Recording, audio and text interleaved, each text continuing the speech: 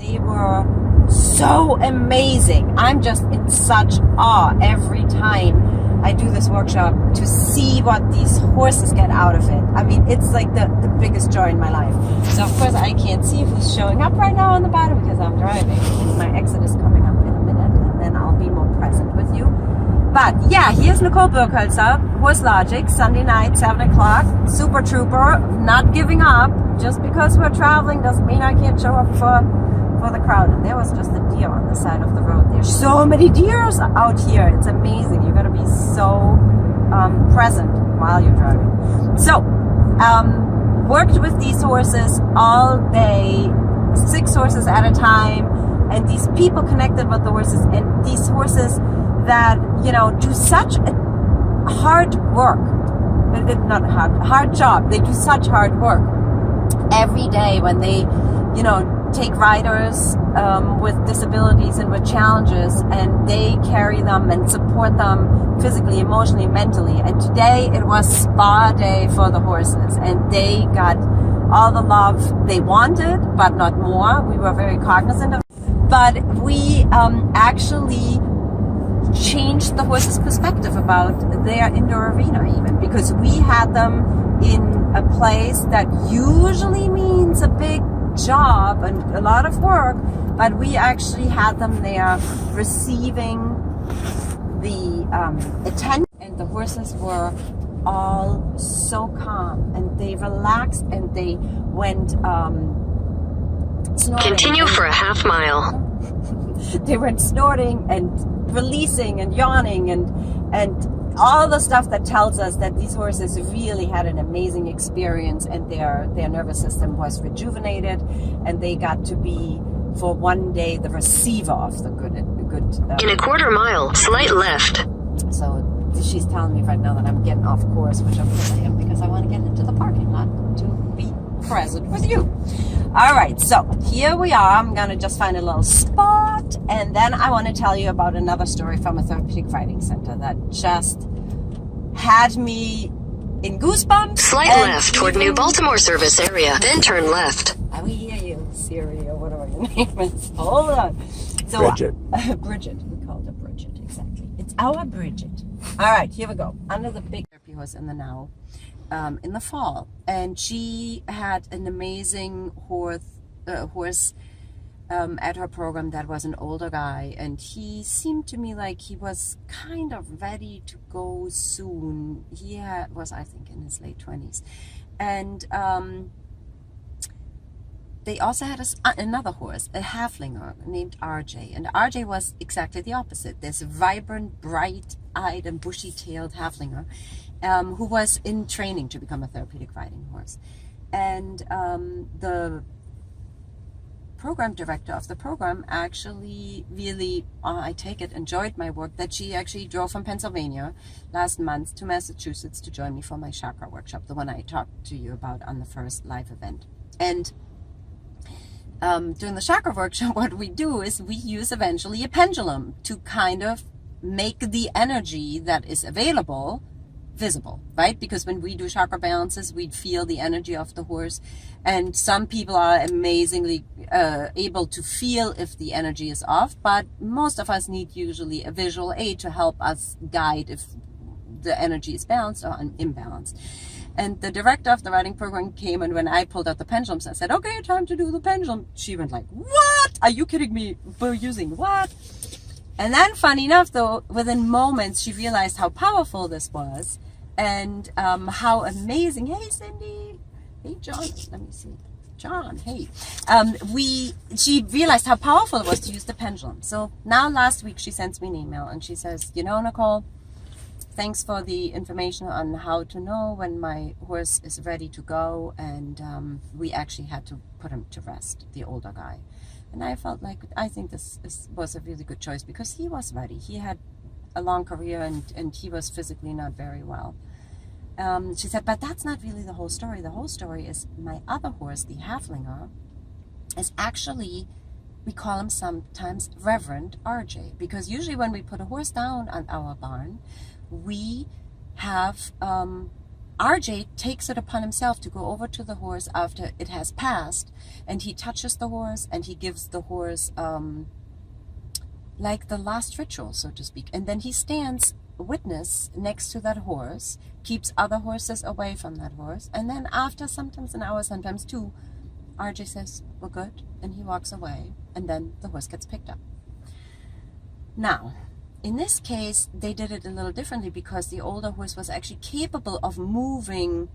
It didn't need to be put down right on the property, so they loaded him up on the trailer and they drove him off the property to be euthanized. And then, hey Donna, hi there in Florida. It's much warmer, I bet, where you are than here. We have like 7 degrees or something. So now, in this case, the program director had taken RJ the Halflinger out for a ride on the 18th in the arena, and he was amazing. He did so well, and she was so excited that he had made such progress. Then the next day she didn't ride him because the other horse was being euthanized. And then on the 20th, she took RJ again into the arena, and RJ was like, no, I'm not going to the mounting block. You're not getting on me. And she was like, what? We had the most amazing ride 2 days ago. What happened? And she tried and tried. He was like, nope, not having it. Well, she put him back in the stall the next day. She's like, okay, sometimes it's 1 step forward, 2 steps back. Let's just give it another try. She goes in the arena again. RJ said, I'm not going. I'm not doing it. And the woman was like, come on, there's something. So what? She's like, wait a second. What happened here in our area? What happened that has him so in such a different place all of a sudden? And she goes, oh my God. We put a horse down, but we didn't do it here. But the horse is gone, and RJ might be wondering. So she tells me, the woman who never touched a pendulum before goes, I pulled out my pendulum, and I asked him, and I said, RJ, are you missing the other horse? And he goes, yes. And she's like, do you know what happened to him? And he goes, no. And she went, holy cow, maybe this matters to him more than I thought. And she told him the story. What happened, what the horse did at the program, why he had to leave, why she took him off the property. She gave him the whole spiel. And the horse was listening. And then at the end, she asked him, do you need more time to process this? And the horse, through the pendulum, and I'll explain that maybe in another video how that works, but through the pendulum, the horse said yes. She got a clear signal. And she decided, well, you know what, maybe I'll just leave him be for a few days so he can process this. Which is amazing that this woman even thought about it this way. I mean, I'm like in awe of her. And she puts the horse back in the barn, and she left him alone, so to speak. I mean, obviously she cared for him, but she was not making any demands on him. And then she walked into the barn a few days later, and she felt there was a shift. And she felt RJ felt different. And so she said, let's try it again. And she brushed him up. She tacked him up. She took him in the arena to the mounting ramp. No problem. Had a beautiful ride on him. Now, how amazing that this horse told her that something was off. There was a horse that had left that he could not say goodbye to. He had taken this job, and I talk about that a lot in my work, that there is that horses have other jobs that we sometimes are not immediately aware of. Now, this program was aware that this horse liked to be the last witness for any horse that was passing on, but it never occurred to them that he would be upset if he couldn't do the job, and that he needed an explanation, and that he needed to understand what was going on, because it didn't make sense to him that all of a sudden the stall next to him was empty. And how brilliant of this woman to not get all horse trainerish on him and being like, RJ, get your butt to the mounting ramp and let's get going, and let's, make sure you are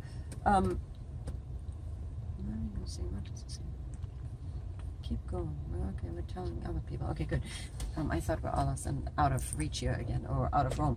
But so how amazing for this woman to stop and not turn this into a training issue, not turn this into a behavioral issue, not to turn this into anything but compassion toward this horse and going, something is off. We had an amazing ride a few days ago.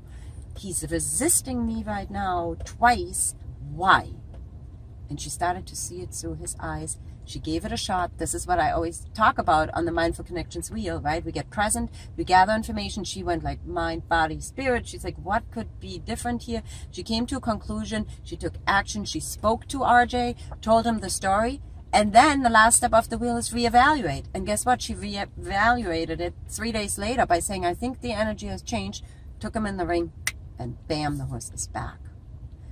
It's like the respect that we can actually pay to these animals by being more in tune, by seeing through their eyes.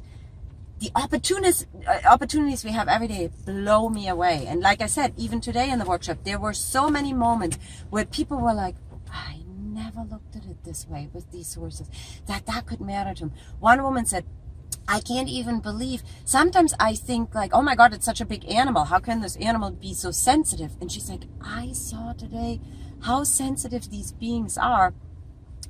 I will never look at a horse the same way. And that's what I love. When people are finally seeing that part where the horse is so in tune, so connected, so caring about us, about the world. And when we can help them and support them by hearing them, by listening, by acknowledging, and they then come right back to where they were and possibly even better. And our relationship with them is of course better, because when we build this, we build trust with them. We show up for them, and they feel heard, they feel seen, and they have a mindful connection right then and there, right? So I want to get home. I love you. Thank you for showing up. I can't wait. I hope if any of you are interested in learning more about this, be in touch with me. I would love to do a workshop at your barn, work with your horse, because it's mind changing. I mean, one woman kept saying all day, like, this is life altering. This was life altering. She's like, I have a new perspective. She's like, I can't even quite describe it. It's life altering. And I'm like, because guess what? It's going to be life altering for her horse. And that's what makes me super excited. All right. I love you. I'm on the road again. I'll see you next Sunday. Bye.